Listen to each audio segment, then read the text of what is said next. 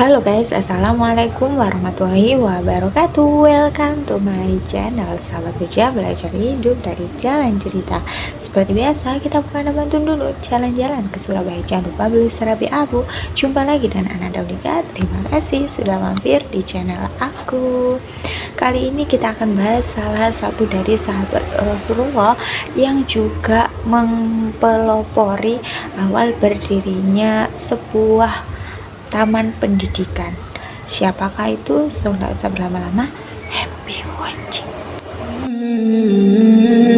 Yaps, Arkom bin Abi Arkom. Rasanya kalau membahas sahabat Rasulullah tak afdol jika tidak membahas sahabat yang satu ini, karena perannya dalam dakwah Islam sangat-sangat penting. Kenapa? Karena di rumah Arkom bin Abi Arkom inilah kegiatan pendidikan Islam dimulai. Nah, saat itu jadi Arkom bin Abi Arkom ini, kita panggil Arkom.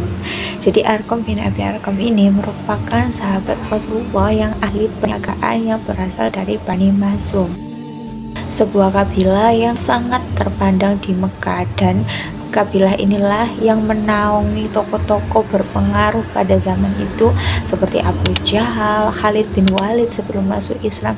Kita tahu dua orang kuat itu adalah tokoh yang sangat berpengaruh pada saat itu. Nah, Bani Makhzum itu yang menaungi tokoh-tokoh tersebut. Apa nggak terpandang itu, ya kan? Namun meskipun ia berasal dari kabilah yang terpandang pada saat itu, dia lebih memilih berpihak kepada kebenaran. Bayangkan saja, saat usianya masih 16 tahun, dia ini sudah memiliki keberanian dan juga kecerdasan yang luar biasa dan berani memeluk Islam ketika berusia 16 tahun itu, dan menjadi salah satu as-sabiqunal awwalun yang paling muda. Apa as-sabiqunal awwalun? Ya, orang-orang yang pertama kali masuk Islam. Dan pada saat itu Islam ini belum diterima baik loh ya di lingkungan masyarakat Mekah, justru malah sebaliknya. Tetapi pada saat itu, nah aja kita flashback dulu sebelum Arkom ini masuk Islam. Nah, sebelumnya ketika Rasulullah melakukan dakwah pertamanya, beliau kan melakukannya secara sembunyi-sembunyi. Beliau melakukannya dari pintu ke pintu, ke keluarganya dulu, sahabat-sahabatnya dulu, kerabat-kerabatnya dulu, dan salah satu yang masuk pada saat dakwah sembunyi-sembunyi itu yaitu Arkom bin Abi Arkom.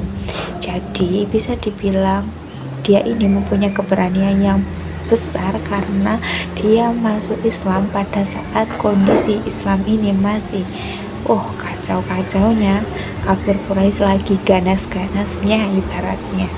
Hal itu bukan tanpa sebab, karena mereka melakukan itu karena mereka ini kan tidak mau ada yang menentang agama nenek moyang, berhala, atau keyakinan-keyakinan mereka sebelumnya. Bahkan alhamdulillah Nabi Muhammad itu dianggap sebagai tukang sihir.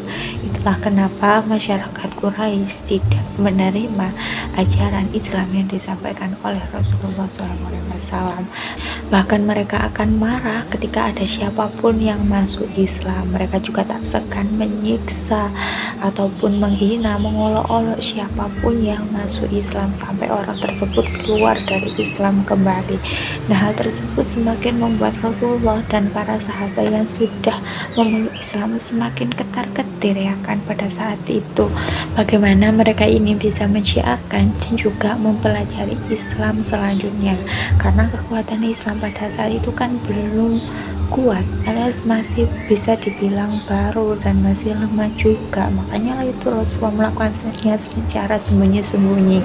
Akhirnya dalam situasi yang genting tersebut, disitulah Arkom bin Abi Arkom menawarkan rumahnya untuk dijadikan sebagai tempat berkumpulnya para sahabat, sekaligus sebagai tempat belajarnya umat-umat Islam yang ingin belajar tentang Islam. Rumahnya berlokasi di Bukit Safa. Dan dari situ Rasulullah kemudian menyetujui itu usulan tersebut dan memilih rumah Arkom bin Abi Arkom sebagai pusat dakwah pertamanya. Disitulah tempat para sahabat belajar tentang Islam pertama kali. Hal ini tentu bukan tanpa alasan, karena mengapa dipilihnya rumah Arkom bin Abi Arkom tersebut? Pertama, karena rumahnya yang terpencil.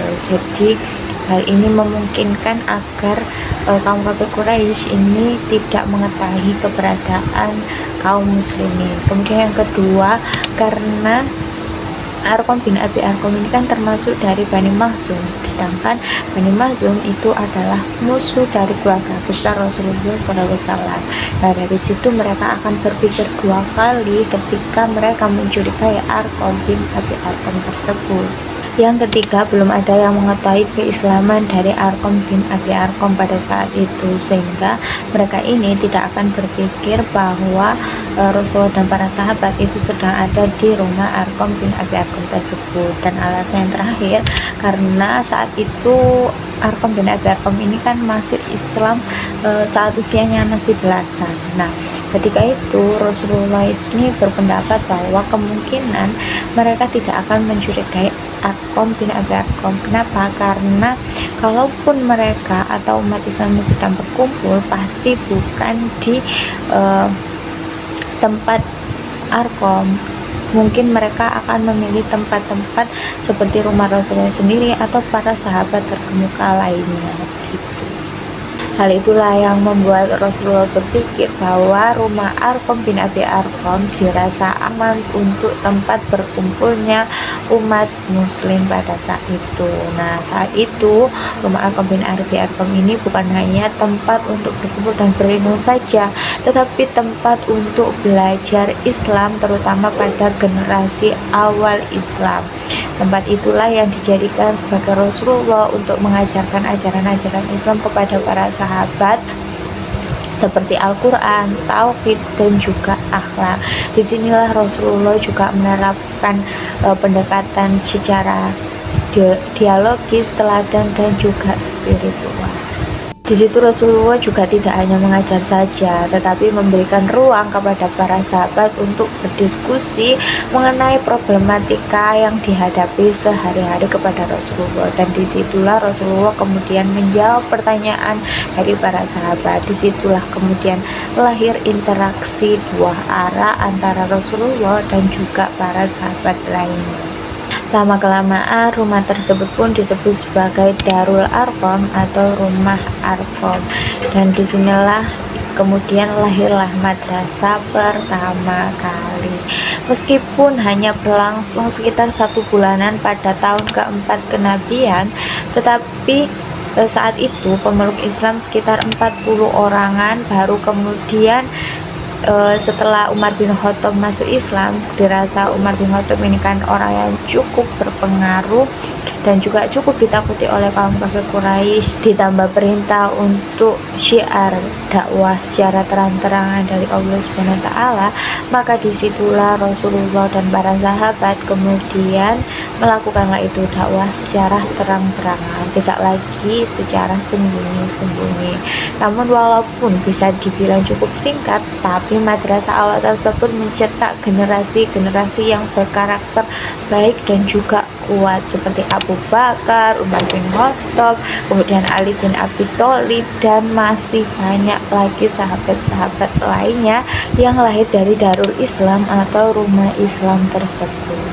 Tak hanya berperan untuk mengusulkan rumahnya sebagai tempat belajarnya kaum muslimin pada saat itu, Arkom bin Abi Arkom ini juga turut serta hijrah bersama Rasulullah ke Habsyah, ke Madinah, kemudian ikut terserta dalam berbagai peperangan seperti perang Badar, perang Uhud, dan juga perang-perang besar lainnya. Tak hanya itu, Nabi Muhammad juga menunjuk beliau sebagai penanggung jawab pengumpulan zakat dan juga sedekah di Madinah. Dari istrinya Ummu Walad, Arkom memiliki 3 orang anak, yaitu Ubaidillah, Utsman, dan juga Sofia. Sedangkan dari istrinya Hindun binti Abdullah bin Al-Haris, dia memiliki anak bernama Umayyah dan juga Maryam. Arkom bin Abi Arkom kemudian meninggal pada saat dia berusia 83 tahun pada tahun ke-53 Hijriah. Pada saat itu masa kekhalifahan Muawiyah bin Abu Sufyan. Saat itu dia berwasiat agar disolati oleh Sa'ad bin Abi Waqqas dan juga dikuburkan di pemakaman Baqi yang ada di Madinah. Darul Arkom bukan hanya sebagai sejarah tapi juga sebagai inspirasi abadi tentang pendidikan, bagaimana pendidikan bisa mengubah dari kegelapan menuju cahaya dan juga dari ketidaktahuan menuju kemuliaan. Oke teman-teman, itu tadi sedikit kisah tentang sahabat Arkom bin Abi Arkom. So gimana menurut kalian, atau mungkin ada yang belum aku tambahkan, atau mungkin ada saran untuk next kita bahas apa? Boleh banget tulis aja di kolom komentar di bawah. Seperti biasa, jangan lupa like, komen, dan subscribe-nya. Terima kasih buat yang sudah nonton dari awal hingga akhir. Mohon maaf bila ada kekurangan. Wassalamualaikum warahmatullahi wabarakatuh. Bye.